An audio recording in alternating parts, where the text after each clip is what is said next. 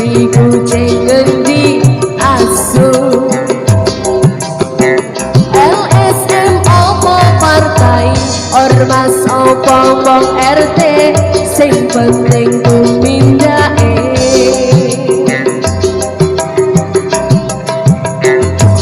kelingan belenggu sing prasaja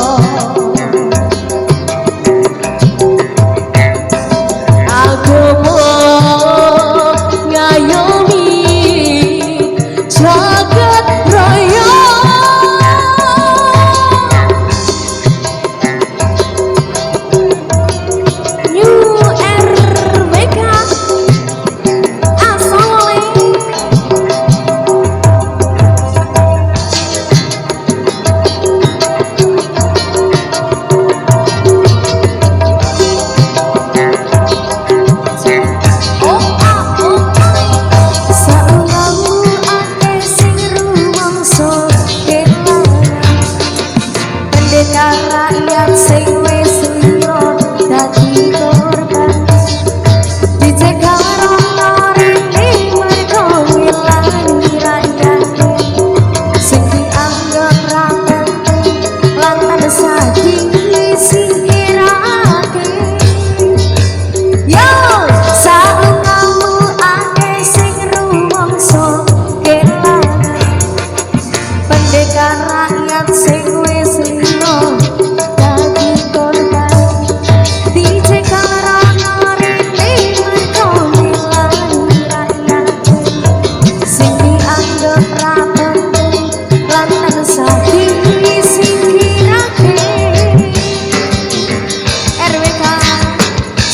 pembuka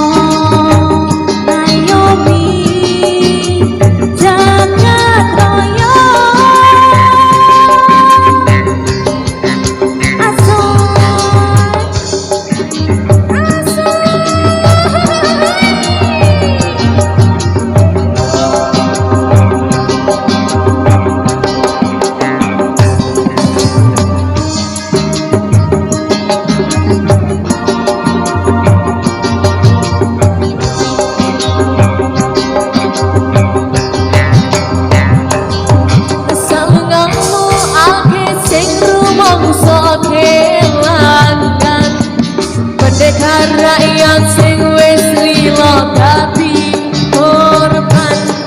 dicegal kono kene mergo ngelani rakyate sing dianggap ora penting lan tansah disingkirake yo saungamu akeh sing rumangsa kelangan pendekar rakyat sing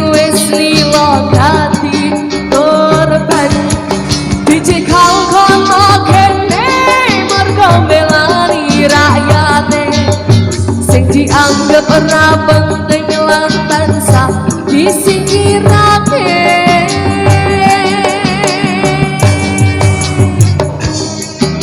New RWK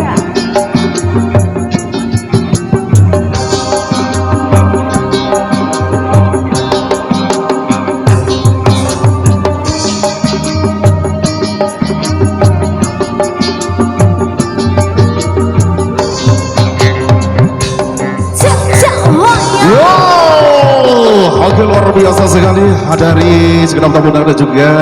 dari warga lingkungan sekitar RT 4 RW 1 yang sudah hadir di sini.